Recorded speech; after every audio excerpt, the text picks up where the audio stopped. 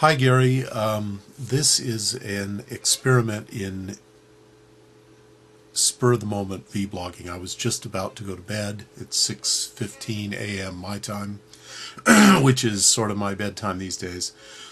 But I caught your reply to Phil on the atheist agnostic faith question, and I just wanted to respond to a couple of points. First off, you offer a couple of counter theories or counter possibilities to the atheist idea that the fact that there are a smaller percentage of atheists in prison relative to their numbers in the population than there are Christians in prison indicates something about the morality of atheists. You present the counter proposals that atheists are becoming religious when they go to prison, or B, that the fact that there are a smaller percentage of atheists in prison indicates that atheists really do have faith in morality. I would suggest there is a third possibility, which is that atheists are just more successful criminals than Christians, and therefore don't go to prison as often. I'm not really presenting that as a fact. It's just an example of all the possible ramifications of that statistic, if in fact the statistic is correct. And I long ago learned to distrust every side of every argument, and take what I believe, if you will, on faith, which is my other point. This whole argument between Christianity and atheism, I think, is getting bogged down in semantics. Even the phrase "that's just semantics" is semantics. I don't see this as an issue of who has faith and what is the dictionary definition of faith.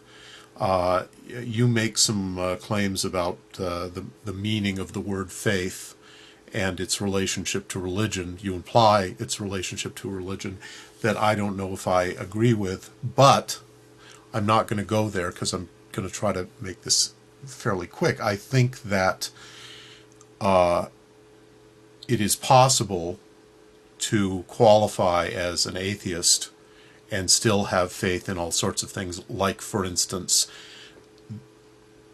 finding that you are by nature a not a cruel person, a good person, and you find that doing the right thing, let's just stipulate that there is one set of right things, that doing those things makes you happy, makes your life better.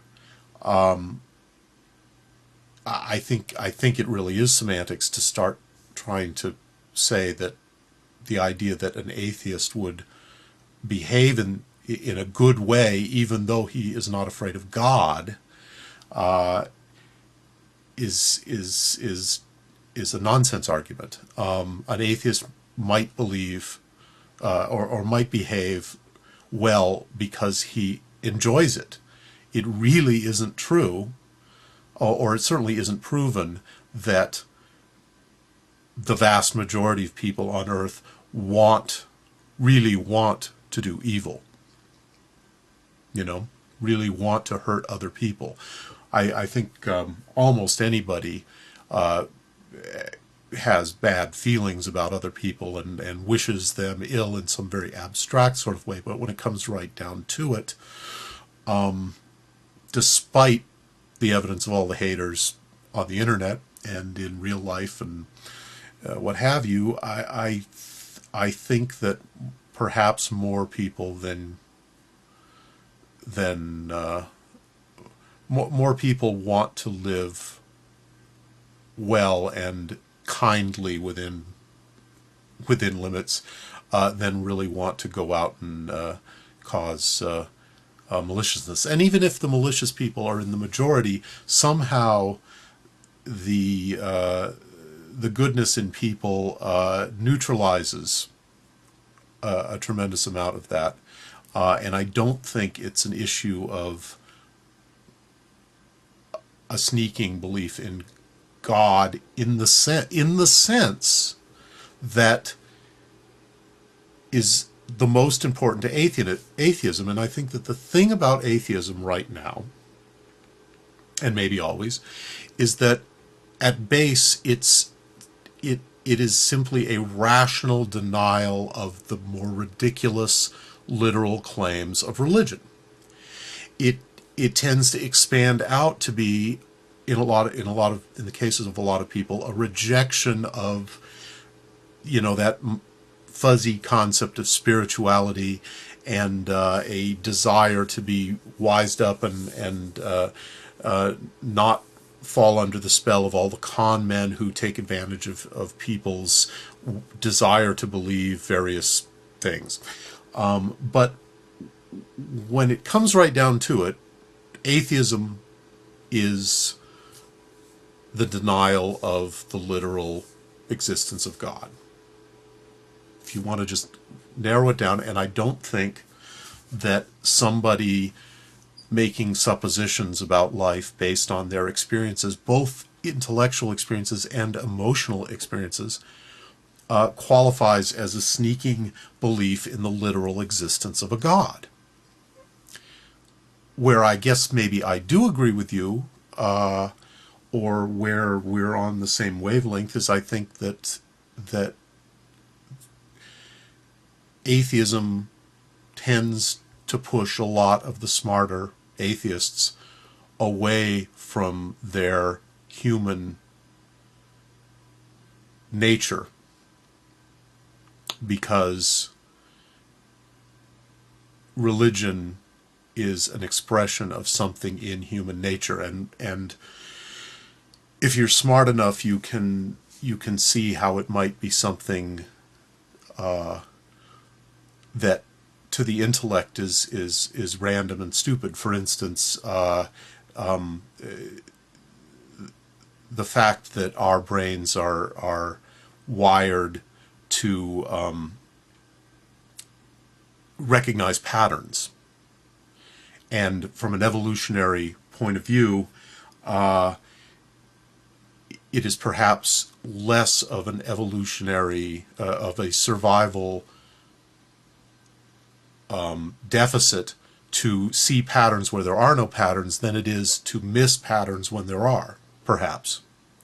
In which case, evolution has wired us to look into a cloud and see the face of God when it's just a fucking cloud. Because if we weren't wired that way, we might not be able to recognize our own child's face and save our progeny from the onrushing saber-toothed tiger. Whatever. I mean, there's two ways to look at what we are as human beings, and I think evolution. Atheists tend to reject a whole lot more of what's actually part and parcel of humanity, because it takes us toward the irrational. And the blind spot is this idea that being more rational wouldn't just naturally be the best solution to the problems of the human race. And I don't think that anybody has proved that, and I think there's plenty of evidence that it's probably the wrong solution to our problems, whatever our problems really are. I mean, there are endless fruitful topics for discussion besides whether or not there is a literal big old man or weird unknowable energy that fulfills the function of a big old man. You know, I wish we could put that to bed. I wish that could be thrown on the scrap heap of history so we could get on to much more interesting questions like, you know, what is the relationship between progress and death? Death in a sort of a larger metaphorical way. You know, is there if you don't go with the human, with the way people just naturally act, and people do not just naturally act like wild animals. People naturally act like we see people acting all around us. They function in groups. They become they become structured. They build excrescences of their mental activity all around them. They work themselves into mental traps. They break out of them in crazy ways. These are all things that human beings just naturally do and have never not done. And if you're looking for empirical facts about what is really going on with this mystery that's called life or existence, I think it's a fairly rudimentary thing to say, well, no, it's not a big guy who made the world in 7 days 6,000 years ago. It's something else. That's right out. I mean, that's so elementary. But what's not so elementary is how to deal with the fact that the vast majority of the people on the planet keep hanging on to some idea like that. Here is an empirical fact, at least as I see it, from my studies of history and, you know, observations about humanity. It is a fact that there is not a single religion on earth that is necessary to human beings in its specifics. Christianity has come up against brick walls in plenty of places, has not made any deep inroads into certain societies.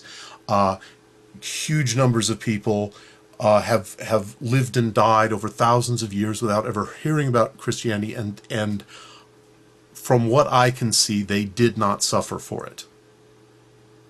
And the same holds true for any other faith. That is an empirical fact. But it is also an empirical fact that human beings have always mostly indulged in magical thinking, and not just indulged in it, but just been wired for magical thinking. The seeing of patterns where there are no patterns. Oh Jesus! This is what I knew would happen. What was the question? I've sort of gone around and around in a circle. This whole idea of faith it's incredibly important, but not as a argument about whether a word or the definition of a word can be applied to a particular group so that they are inducted back into an intellectual path that will lead them back to some kind of creator. I don't think that follows. But I also don't think it follows that the relatively simple is it true or is it false determinations that make you an atheist have cleared up the vast mysteries of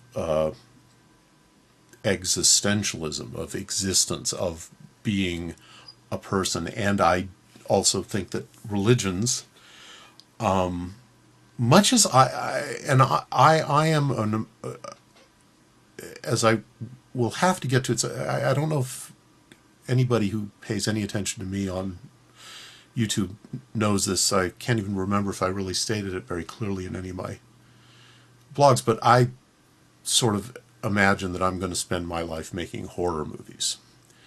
And